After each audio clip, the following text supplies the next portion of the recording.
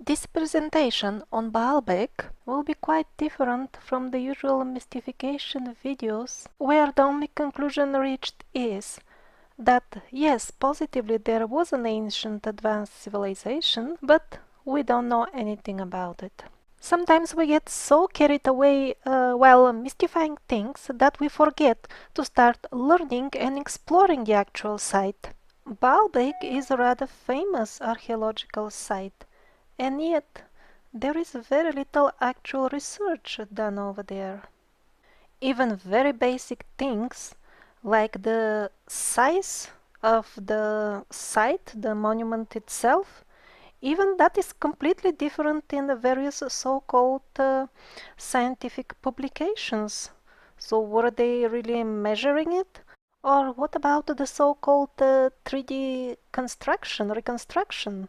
Did the so-called researchers who made it even visit the site, because there are no remains of any roof at all, what to speak of these ceramic tiles covering the site?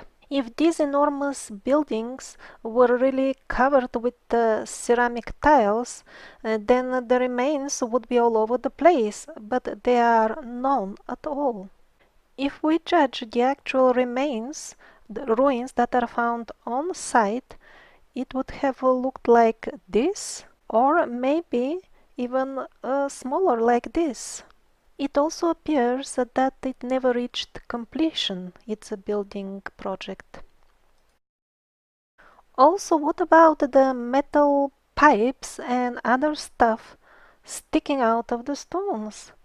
Has anybody tested the composition of these metal elements, or studied them at all?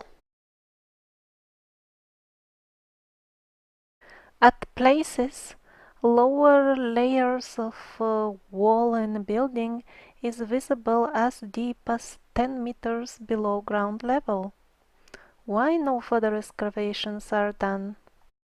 Why mainstream historians don't like to study Baalbek? Because just by visiting there, even a layman, unprofessional, starts doubting the validity of the so-called history.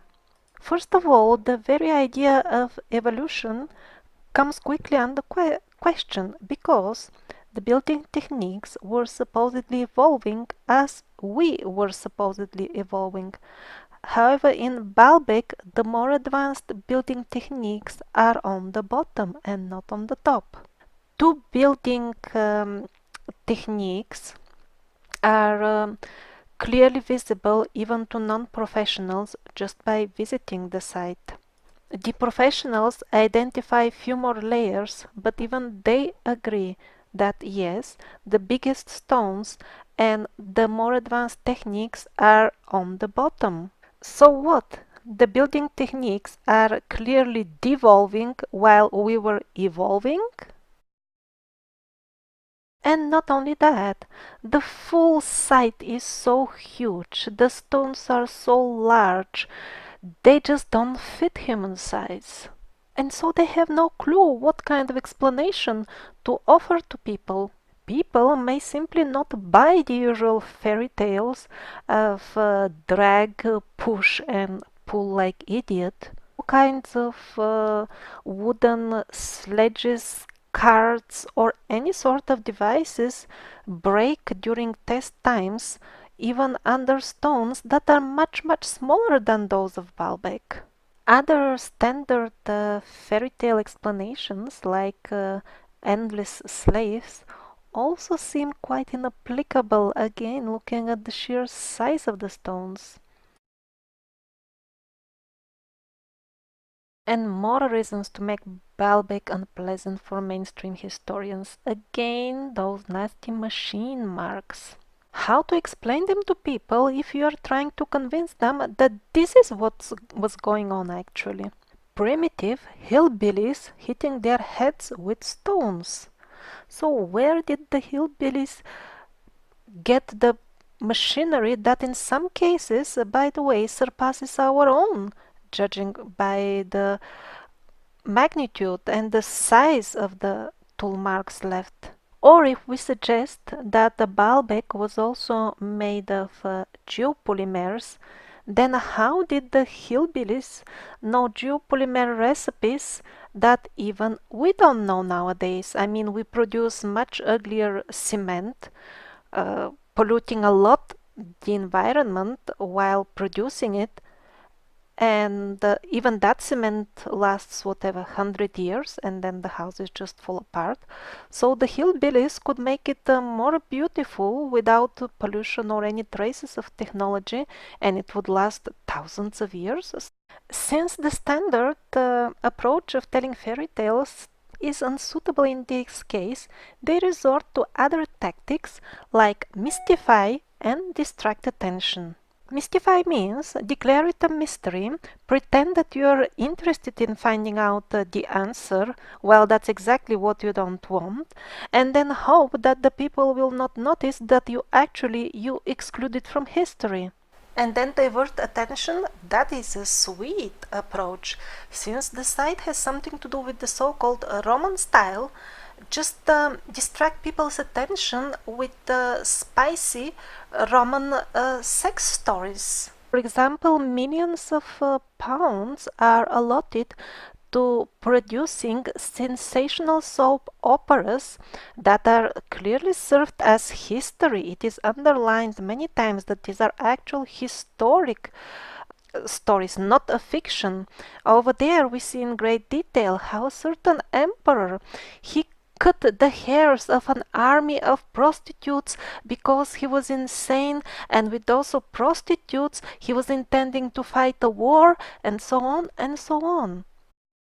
So they allot millions from taxpayers' money for producing soap operas about the Roman prostitutes' haircutting, and in the full documentary that had many episodes, not even mention of the most impressive construction of the so-called Roman Empire, not a single mention of how did they do these miracles, how did they construct it. Not only distracting, even using the pretext to fill up our consciousness with nasty scenes of perversion and call this historical education.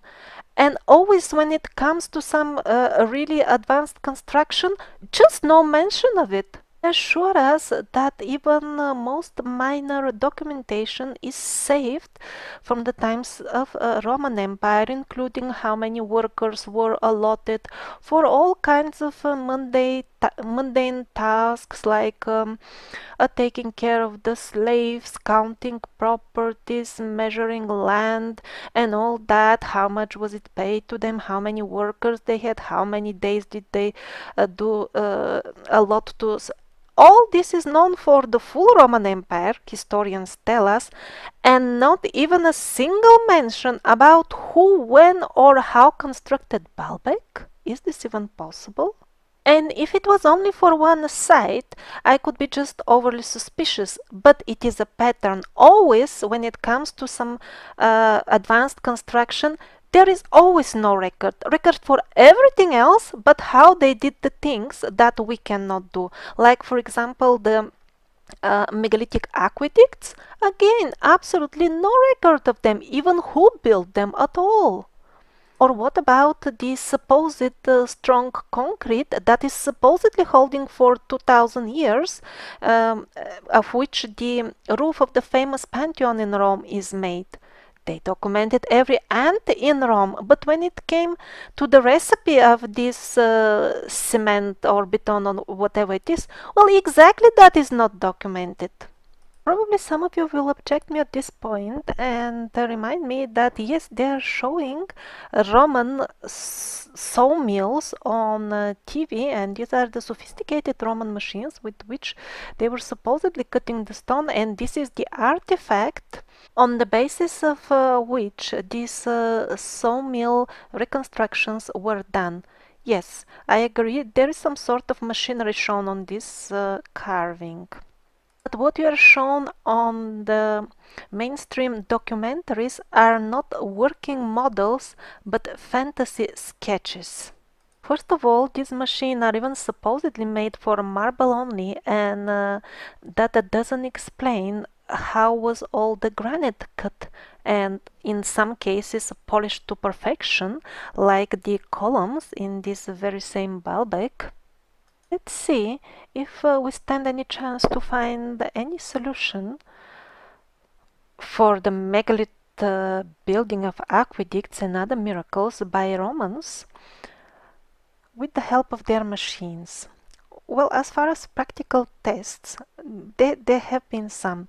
So they made something that was cutting with the speed of 7 millimeters per hour. That is their own report, and eventually they managed to cut through 10 centimeters deep. That was their achievement. They made a cutting that was 10 centimeters deep. Softest stone, which was marble. So in other words, they could not demonstrate even cutting one of these huge megalithic blocks that the Romans supposedly were using. Even those heroic 10 centimeters that they managed to cut, I'm really not sure with what kind of equipment that they did that, because if you remember the link that I posted in the last episode about the so-called nose that they carved, it was called a demonstration of how the ancients would do stone carving, and if you watch the actual documentary, they showed that those tools cannot cut, and eventually they made it with modern tools. So they demonstrated that the ancients could not have done it with the tools that we are led to believe that they possessed, and yet they called the documentary demonstration of ancient stonework. So this time they are not even showing us on TV their stone cutting demonstration, and from other sources I have heard that it was a complete failure. And in their own reports, there are some suspicious hints, like we still don't know how could they have done certain elements with those tools. What does this mean? This means that they cannot basically reproduce it with simple available tools as we're led to believe they had at that time, and most likely there were some modern elements, and that is what is this all for cutting one single marble piece of 10 centimeters, and that took them 2 full working days. So far I reviewed the attitude of the mainstream researchers, but there is a second category as well, and I will call them naive alternative. They arrive at the site and see a clear difference between the lower stage of construction, the one with huge blocks, and the upper one, the so-called Roman one with smaller blocks. They do notice that the civilization that built the base is totally missing from the so-called history, and yet even after that they naively continue to believe the same historians that have excluded it about the upper so-called Roman part. And because they totally believe that the Roman Empire is very well studied in detail, that makes them blind to notice the mysteries from the Roman part and start learning from them. Although the so-called Roman part definitely consists of smaller blocks, the fact that they are smaller doesn't mean that they are manageable. Just look at the sheer size of the Roman columns. Some of them, some engineers, even nowadays sincerely doubt that we could reproduce this building nowadays with our advanced technology, moreover at a very difficult local terrain. And even if somehow we manage to drag, pull and lift this size columns and build something similar, still we won't be able to do it with the precision that they did it. Because not only the old ones, but also the Roman stones fit each other with a remarkable precision. You see a footage how a member of the expedition of Andrei Sklarov is trying to insert a dollar bill and even euro note bill between the stones.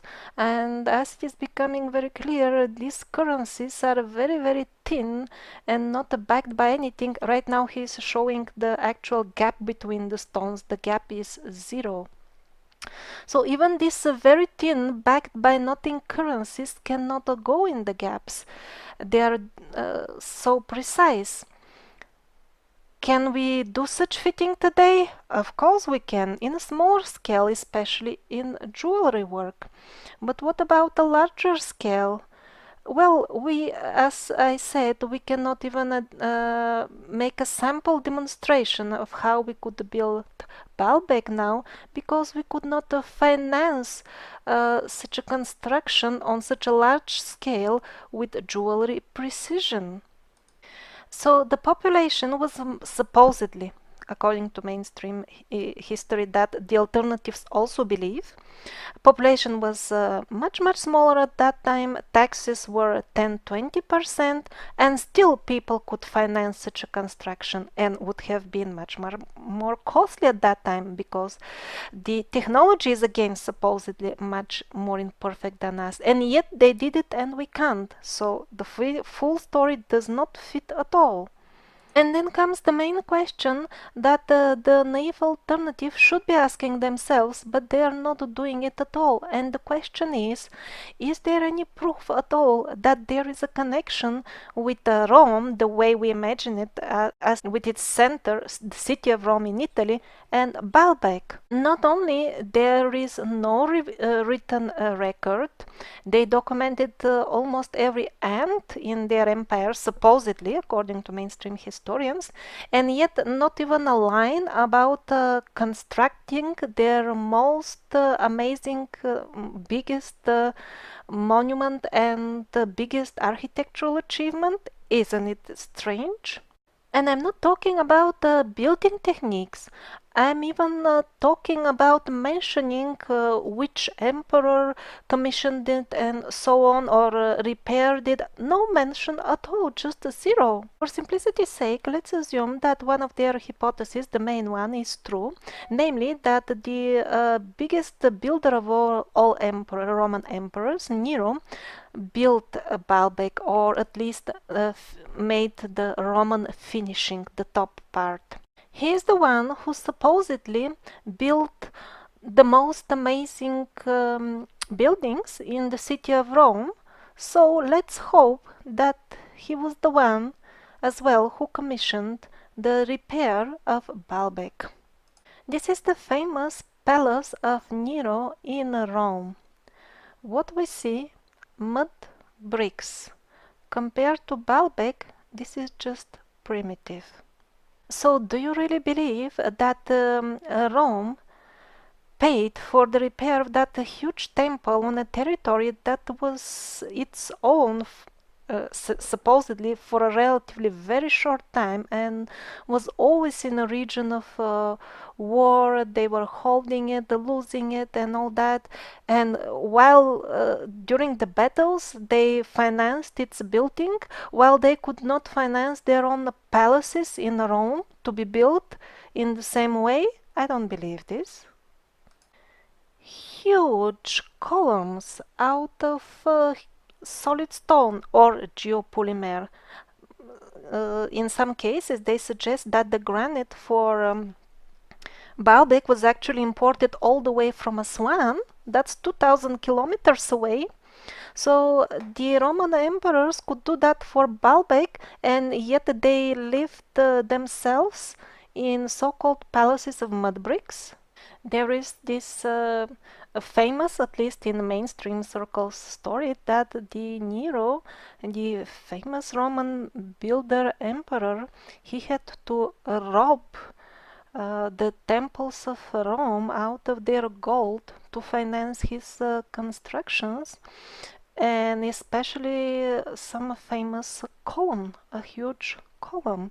So that was so expensive and such a burden on Rome, and so that books were written about this event, and yet absolutely secretly they built hundreds of other much bigger columns in Baalbek, and no mention about how did they finance that.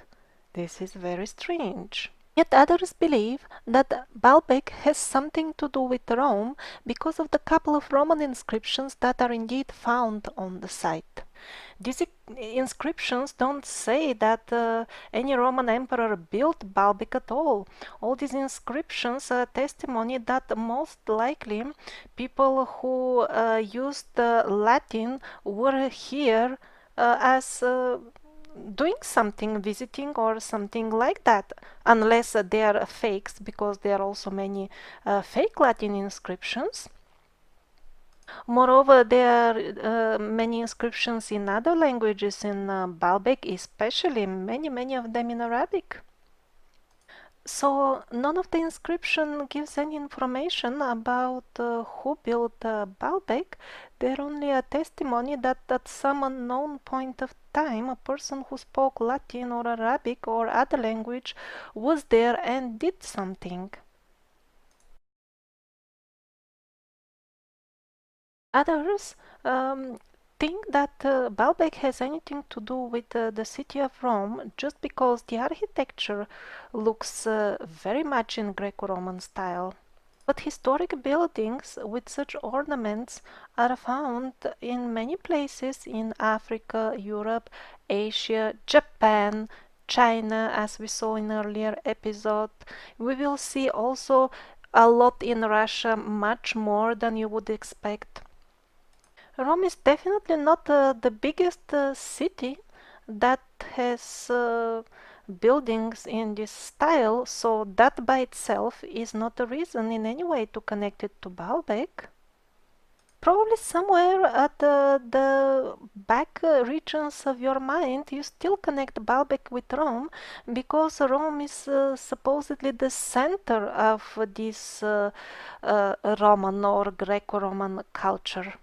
But I'm starting here to show from different sides the aqueducts, Baalbek, that Rome was not at all the center of this culture, and it was a relatively small city, not at all impressive like the others, and all these ideas of its military influence and military might are only theoretical and are based on the so-called ancient Roman authors, which we discussed in detail, were usually not ancient and in many cases even not Roman. Since those books were edited or composed just a couple of hundred of years ago, when the current so-called history was being composed, then they were the last stronghold of this hope that this is actually Rome is the center of this Roman culture. So what are we left with any other proofs? Well, none. All we have is stories that don't match each other. And so if Rome had nothing to do with Baalbek, then who built it? Was it really giants, like the local legends say, that the giants came here to restore the site after the Great Flood? It was damaged. Well, possibly they had something to do with the lower layers of construction. Some of the older steps are somewhat uncomfortable for humans, but as far as the upper so-called Roman stages of building, they are designed to serve humans of our size. So yes, in the beginning, most likely there could have been giants, but then there were our size humans as well. And what we can start learning and noticing is that the humans were recipients of the old technology. They knew, even those who were building at the later stages, they still knew many of the secrets of the giants. In other words, we don't see a sharp disappearance of the advanced building techniques, but a gradual one. which very elegantly fits with the history of the survivors that I'm suggesting, that it is a one of gradual degradation rather than a civilization that went missing and ceased to exist thousands of years ago. Do you remember this French megalithic aqueduct? Officially, it is built some 200-300 years ago, and yet we see all the hallmarks of these mystery alien megaliths, even the protrusions, huge blocks, precise fitting, probably also no mortar, that I cannot say for sure, but still, the people who did this still knew many of the secrets. Of course, in many cases, they put the date of repair of similar constructions as their construction date, to cover up the traces of who and when actually initially built it. And that could be the case with the French aqueduct, but it could not be as well, and possibly this was indeed built very recently, and very recently even in France there were people who still knew these secrets. If some of you are more curious and hardworking enough to delve into all the libraries and search forgotten books, they may even find something. People tried that approach in Russia and found the book Spravotchnik Kustaria, the link I provided in the previous episodes. Let's return to our group called Naive Alternative. Andrei Sklarov did a great job. He meticulously studied Baalbek, measured everything, and noticed many interesting things. First of all, the legend of being rebuilt is absolutely true, because many of the stones were not originally meant for the places that they are currently found on. Pieces of columns are found in the walls, and in one instance that is even under one of the famous trilithons. That means that either the giants also themselves had to rebuild Baalbek, or the Romans did it. Maybe they also handled the trilithons. It is a possibility, why not? Maybe they were not as pathetic as their miserable descendants, I mean ourselves. When we were rebuilding Abu Simbel, the full monument had to be shifted some distance away due to floods and stuff. We had to cut the stones because we couldn't handle them so big. It was uncomfortable for us. And then at a particular day of when the sun was in particular location, it was casting light through a special hole, and it was lightening some special room that was working in the original monument. And then when we shifted it, with our precise tools and calculations, we could not position the monument in such a way, and now this doesn't function.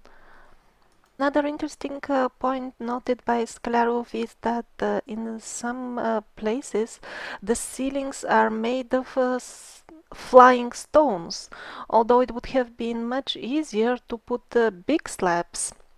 Another point that he was very astute to notice and measure is that the famous three trilithons are actually 7.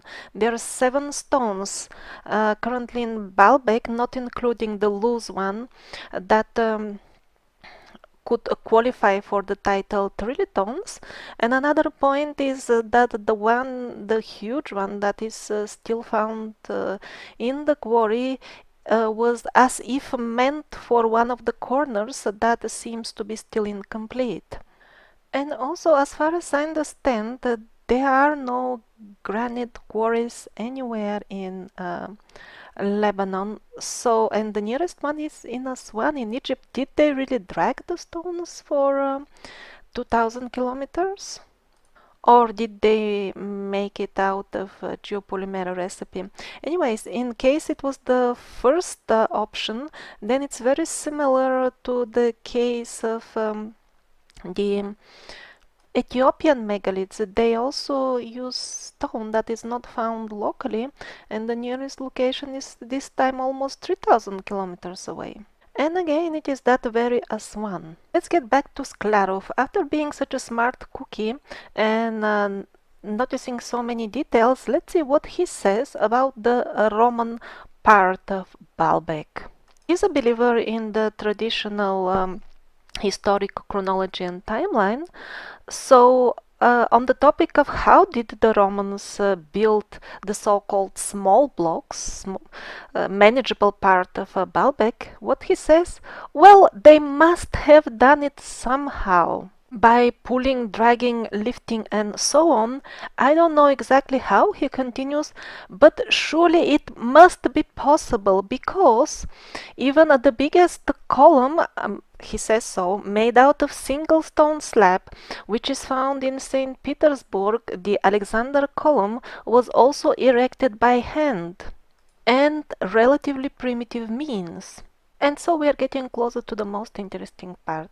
Wait a minute, so this Alexander column, and by the way hundreds of other huge columns in St. Petersburg, look exactly like that polished granite columns in Baalbek. So maybe they did it in the same way as they did it in Russia. Well, probably they did, and the next similarity is that in Russia, even for this so-called recent construction, again, all records are absolutely and totally missing. The technology is just not mentioned. There are tons of really tons. You can fill up truckloads with books about the construction of St. Petersburg and no description of any feasible technical specifications of how these columns were manufactured or placed at their place. Next similarity, the construction of St. Petersburg is considered very well documented, same as Rome. Very similar distract attention situation like with Rome. So about the building of St. Petersburg, they're distracting our attention in those fat books with fairy tales about how a certain builder met two bears when he was, I don't know, 5 years old, and he fought with them with bare hands and he won and he was that strong, something like that. It's funny, and when it comes to actual building specification or some plan of the city or anything like that, total zero. And next similarity with Baalbek, again small-scale non-working models are presented to trick the public into believing that there is any clue of how this has been done. But when specialists, and even in some cases non-specialists, invest a bit of thinking, we will do this in the very near future in one of the episodes that is coming soon, we'll find out that such models, sketches, and paintings have nothing to do with the possible reality of how these miraculous buildings in St. Petersburg were erected. And it will be even more fishy than Baalbek, because for Baalbek at least there is some logic when they say, oh, we don't know, it was too long ago. But then we have something happening 200-300 years ago, and then they're not, it's kind of silly to say we don't know, so they present non-working models, and that's how all this discovering of the new history started, by the way, in Russia, that builders and sculptors noticed, wait a minute, this doesn't work. Why are we presented with some toy models that are just a joke? Let's take just one building, for example, the Sakivsky Собор. You see the lower row of columns? This is how they look in reality. This is gigantic, and they're made of a single piece of stone or geopolymer. And these are the small ones on the top row. So these small ones, the baby ones on the top, they weigh only 64 tons each. And they're at the height of 14-story high building. So we are offered to believe that they were lifted there with some wooden scaffolding and ropes These ropes must have been a meter thick, you can't even bind them. Anyway, they don't even try to make any fantasy sketch or model of anything like this because it will look ridiculous. Actually, a journalist mentioned even that even with our current modern technology, we don't have cranes that could accomplish this. It's not wise to always believe journalists just like that. That's why I'm giving homework to my male listeners who like a building to really check, do we have such cranes? And don't check that, do we have a crane that can lift 64 tons? Yes, but at what height? And then at what distance can they move it away after that? That is the most problematic stuff here, because the columns were placed there after the first floor of the building was constructed, and not before that. Also, there were other buildings around. So before I have started making the St. Petersburg episode, it will be nice to hear some real male opinion of is this really possible even with modern means to place these columns. The baby ones on the top, I mean. And the similarities with St. Petersburg don't end here. Now this is Baalbek. This is a very often used design, the swastika design. It is in many places in Baalbek. This is a Baalbek photo. Very same swastika in the very same way is found on in Russian museums. These are supposed to be some 3,000–4,000 years old swastikas from Russian museums. I don't believe that dating, but at least it is some sort of historic artifact. And then pay attention to the deco element at the top of the columns in Baalbek. One to one, the same design is all over St. Petersburg as if they were using the same mold when they were casting them. Is it really possible that those mysterious advanced building techniques did not die thousands of years ago, but are getting lost gradually even nowadays, and even a few hundred years ago was still used? Yes, actually not only possible, that is exactly the case, and not only in Russia. In various locations on Earth, branches of the knowledge are still alive to some extent. For example, in the Amazon forest, they still know how to cross the boundaries between the dimensions. Another example are the real masters of martial arts that still keep some knowledge of amazing energy work from the survivors. It is not by chance that good care is taken that the human rights of the tribal people are not respected, and they are hunted down by corporations and even killed. I mean, in Peru they send their own army to clear up territories, which means killing up the locals to open up factories, deforestation and other nasty stuff. They're hunted down like animals because they still remember a few bits and pieces of the wisdom that survivors gave them. But let's get back where we left off, Mr. Sklarov. Although his international recognition is growing nowadays, his rating in his own country is going down. People are blaming him for not giving enough attention to the recently discovered gigantic Russian megaliths. During a conference, when time came for questions and answers, somebody asked Sklarov, "Why are you not researching the Russian megaliths?" And he answered, "I don't intend even visiting them because our organization is devoted to studying ancient advanced technologies. And on these megaliths, on the photos, I don't see any hope to find any advanced tool marks. That is why I see no point going there. There is nothing to be studied." This is a common pitfall for many alternative researchers. They expect the ancient technologies to fit their limited expectations, and if they're outside of this small box, they are not even looking for them. Some of the building blocks of the Russian megaliths are far bigger than the 3 tons in Baalbek. Lines that you see are not just cracks in the stone, these are the gaps again, very, very thin between the stones. Around lay down scattered the loose stones with many right angles and so on. Obviously, this is a man-made structure. It is a wall. Usually, most of the megaliths, only a wall has remained until now. So obviously these stones were somehow shaped, moved, or something somehow formed into a wall by an intelligent design.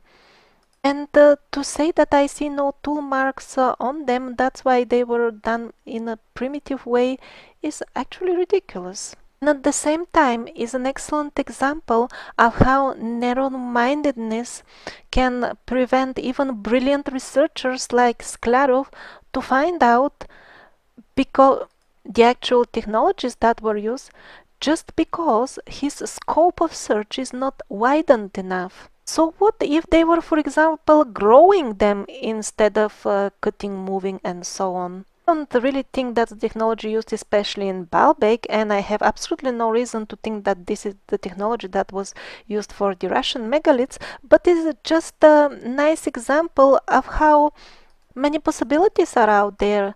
You haven't heard about growing stones? They grow like mushrooms, especially in Romania.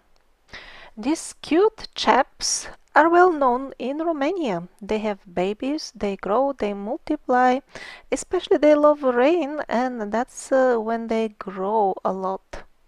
Inside there is a kind of core, and the growth appears in circles around this core, and gradually smaller cores appear as well. And as the stone grows, they also get separated. Those are the babies, and they roll away and they start becoming adult ones themselves.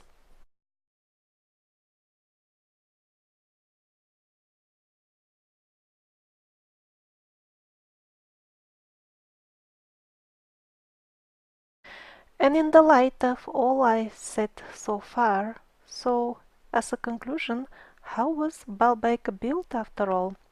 I would give two options. First of all, it could have been cast out of geopolymer, and it is entirely possible that the recipe for this geopolymer is found in the book Sprovočnik Kustarя that I provided the link to earlier.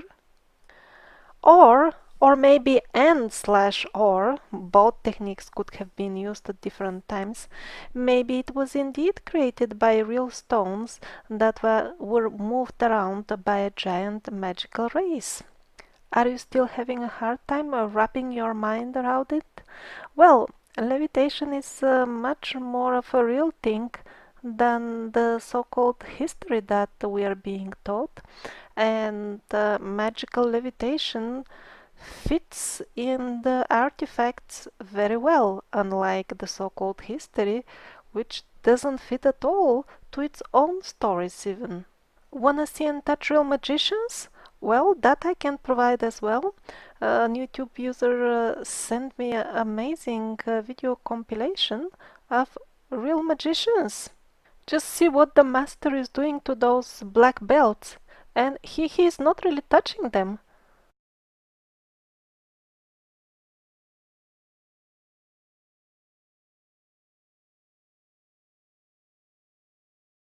And why only see? Why not even educate yourself? That is absolutely possible. It is definitely an alternative to getting hypnotized every day by the TV, drinking Coke and overeating.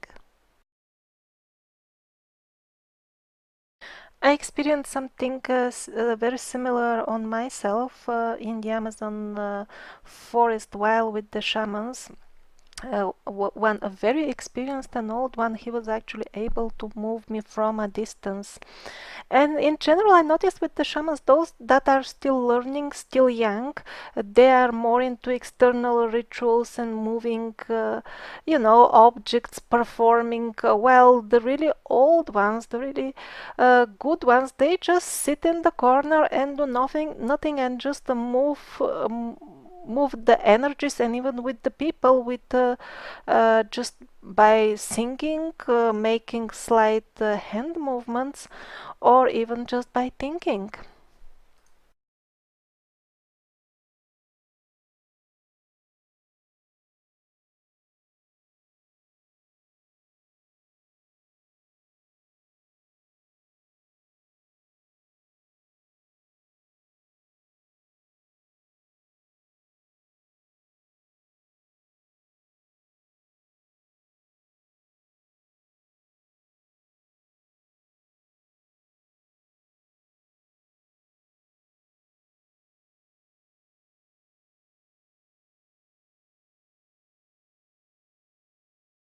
Well as heels. Kita biasanya. Then he asked for our newspaper.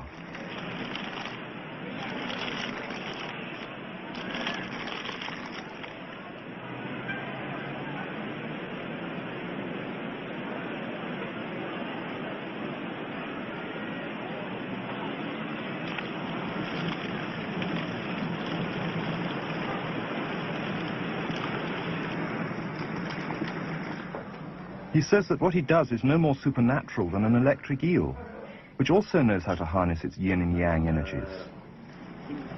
And is this because you're special? You have a special sort of It's meditation every day. It's meditation that does it. Meditation every day.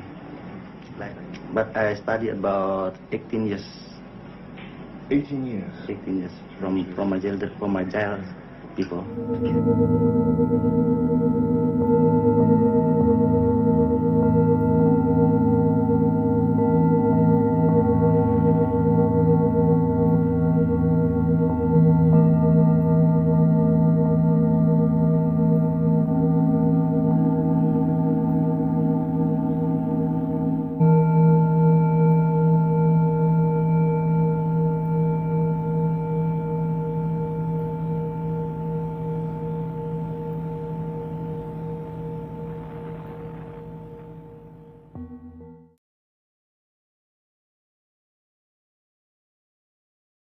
And are we really talking about lost civilization now, or a civilization that we simply don't notice because we are blinded?